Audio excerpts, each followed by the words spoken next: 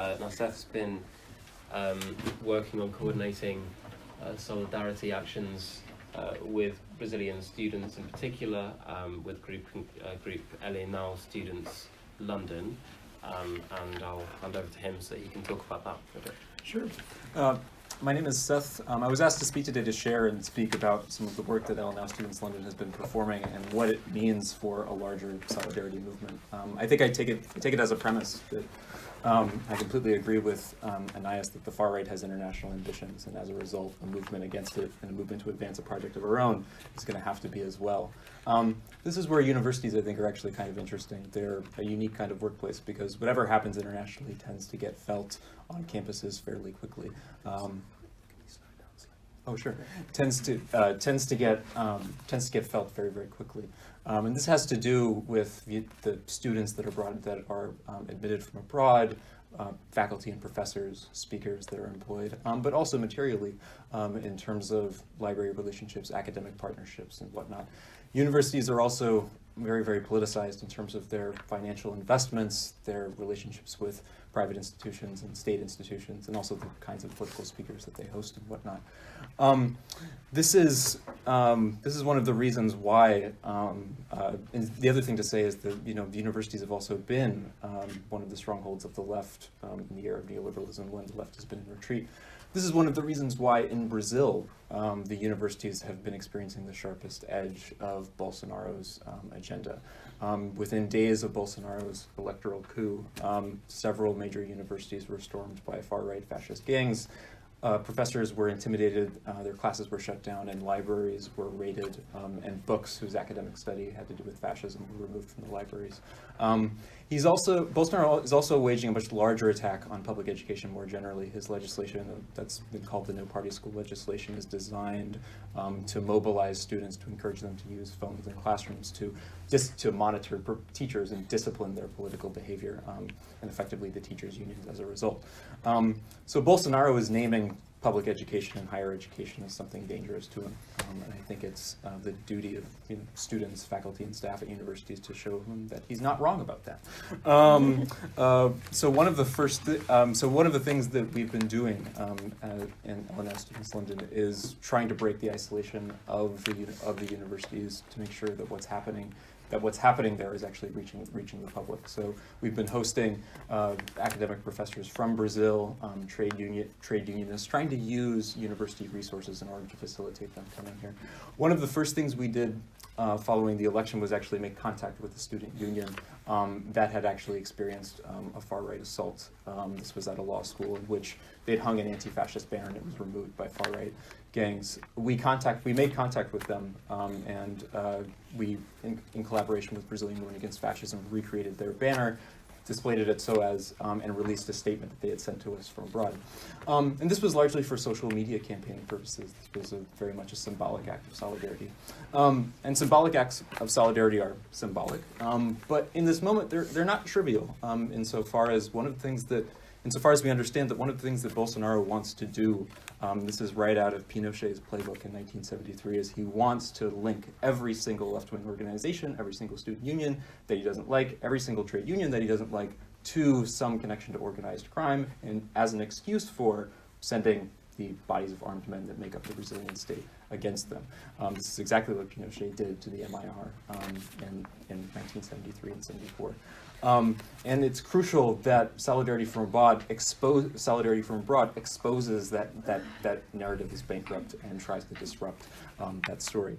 In terms of material solidarity efforts at universities, and this is very much a work in progress. We're working with a number of other organizations. Scholars for Academic Freedom in Brazil is one of them that formed in November. I think material solidarity at universities is going to sort of go along three lines. One of them has to do with politicizing or opening up campaigns against British companies that are participating in privatizations that are taking place. I think Bolsonaro wants to privatize over 100 state-owned companies, and also in terms of participating in the escalation of mining operations in Brazil. And there are a number of campaigns at British universities right now against BHP and BP. I think a campaign like this has a role in politicizing those and giving them anti-fascist content. I think there's another set of campaigns that I think should be opened up against Shell, which is the largest foreign direct investor in Brazil, as well as HSBC. HSBC Bank pulled out all of their capital from Brazil in 2015, but within about 10 days of Bolsonaro's election, they announced that they were going to be revamping operations and expanding their employment numbers there by over 100%. And the other thing to say is that many British universities have investments in BAE and Babcock British Industries, and they have been winning contracts in deals between the British state and the Brazilian state. As the British state is sort of revamping their own military, they're selling naval vessels to the Brazilian army, and BAE and Babcock have won contracts in terms of upgrading those ships to Bolsonaros and the defense and the military's liking. The second line is for material solidarity efforts at universities has to do with leveraging academic partnerships that British universities have with Brazilian universities to compel them to make sure that they defend the academic freedom of political students and professors. And the third thing, and this is actually out of the playbook of what happened with the Chile Solidarity campaign. Really crucial thing is actually winning spots for students and professors who are on the run from the political regime to come and have spots at British universities. This is a way of using university resources, state resources, to break open the border and open it. It's quite obvious that I think a solidarity campaign like this is going to have to be one of the loudest champions for opposing any and all immigration restrictions for a number of reasons. One of them quite salient one is when we think back to the Chile Solidarity campaign in 1973. It begins in 1973, but it takes about 3 years for them to get like 20 trade union affiliations, and that happens relatively late. And that has everything to do with the 3,000 Chilean refugees that they're able to come to Britain, are settled in Britain by the Solidarity campaign, and then become leaders and activists in the campaign, and really give it wings in a really dynamic and new way. The Chile Solidarity campaign I actually think is something that's really useful to think about for a number of reasons. One is that I think we all tend to remember it because it was a Solidarity campaign that was actually effective. It was able to win before the Tories moved in and actually rolled back quite a few of the victories. It was able to all but end bilateral trade with Chile temporarily. It was able to set a moratorium on arms sales through trade union boycotts and militant trade union involvement and worker and trade union involvement. It was able to disrupt the Chilean military, who required engines and other types of technology from British firms, and it was from that sort of militant trade union and workers' involvement that actually put pressure on the regime to release political prisoners. And the only reason I think that was possible was because of the mass support that kind of campaign had. I mean, at the height of that campaign, it has, I think, over 5 million people that are formally affiliated with it. Every major city in Britain has a CSC, a Chile Solidarity campaign chapter, and it had well over 30 trade union affiliations. And it was able to accomplish all of this in the context of a far right that was on the march between 72 and 76, and in the same way that the far right today and the far right then was using as fuel the border and anti-migrant racism to fuel their project.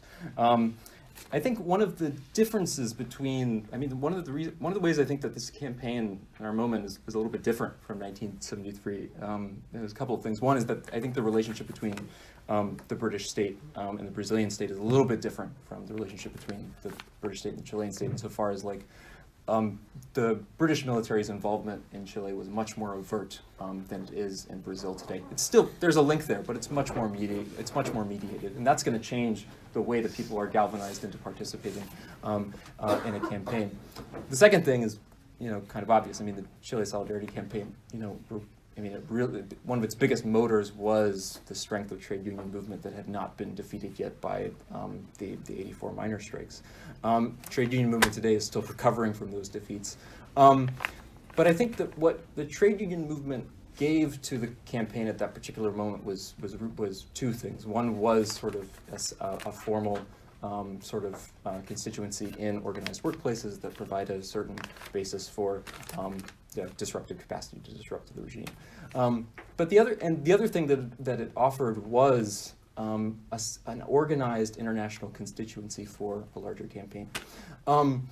And looking at the moment that we're in now, obviously, the trade unions are a lot weaker, and so that certain element of sort of disruptive power in the workplace is slightly weaker now. On the other hand, the organized international constituency, that still exists. It just looks a little bit different today. Many of the oppressed communities that are under attack in Brazil right now, women, LGBTQ, indigenous peoples, the Afro-Brazilian population, many of these communities have representative social movements across the globe. And I think that one of the things that we're going to see is that these are some of the organizations that are going to play a much more active role in a campaign, at least at the beginning. And I think trade unions are obviously going to be very, very important to the campaign going forward as well. Key example of this is obviously the IWS and their role and the feminist movement being essentially the vanguard of anti-fascism in Brazil, as well as here. And the other thing is that just in December 5th of last year, about 30 Palestinian civil society organizations, trade unions, associations, and about 15 anti-racist Afro-Brazilian and indigenous groups released a letter saying that they were merging their campaigns and making an alliance. I think that these kinds of alliances are going to be much more common coming up. And I think that organizing at universities is actually going to be a choice in that, because many students, faculty, and staff are involved in that kind of politics, and it's a space for elaborating and expanding them. I want to end a little bit by talking about what this campaign's relationship is to British politics. Several weeks ago, we hosted a representative from the Conlutas Metal Workers Union in Brazil. His name was Herbert Claros. This is one of, I'm really proud of this event because for two things. I mean, he discussed two things. One was the way that trade unions and workers are fighting back in Brazil and developing an anti-fascist resistance, and the way that they are understanding what class struggle looks like. What Herbert Claros was organizing was a summit of trade unions in Brazil. It actually met just yesterday on February 20th, in which they wanted to announce a platform that put at the center of their politics in terms of responding to Bolsonaro, trans-inclusive feminism, solidarity with indigenous peoples, anti-racist politics, putting the fight against oppression at the center of a trade union fight back. And I think that kind of politics needs to be brought here into the UK. And it needs to be brought into the US too. I'm talking to comrades about bringing Herbert Claros to the US to speak as well. The second thing is that he also spoke about how we got here, how the Brazilian left found itself in office, but not really in power, and ultimately how it was removed from power. And that's important because on March 12th, Momentum is organizing a meeting about organizing solidarity with Brazil. And that's very, very encouraging. But I think that many people in that room think about Corbyn's project and Corbynism in terms that are not so dissimilar from the PT, in terms that are not so dissimilar from the PT experience and the PT experiment, in terms of a largely electoral project to put a left-wing person in office in order to implement a set of left-wing reforms at the cost of a compromise with the most brutal sections of the ruling class and the most brutal sections of the state, particularly the military police, the courts, and the armed forces. And that compromise in Brazil couldn't withstand the ups and downs of the world market. And I think that a key question for the Brazilian left right now is how does a left-wing project overcome those obstacles within the state, the multinationals, the courts, and the armed forces? And I think that that's actually a live question for us here as well. Not simply for the far left, actually. I think it's actually a live question for a serious solidarity campaign. Because if we want to ask seriously who killed Marielle Franco, every single report I've read is pointing to people either in the BOPE, the Rio de Janeiro State Military Police, or people who were trained by the Rio de Janeiro State Military Police. Who trained the BOPE? The British military. Where did they learn their tactics? From counterinsurgency operations in Northern Ireland. I think that we have to understand that the British state's agenda is opposed to our own, and I think that this Solidarity campaign is also about the self-determination of our workplaces, about what they mean and about what they serve. And ultimately, the Solidarity campaign has to also be about opening up answers to the questions that Corbins project and the PT experience are posing. And that answer has to include bringing democracy into places where we're not supposed to have it, neighborhoods, the schools, and the workplaces. Yes.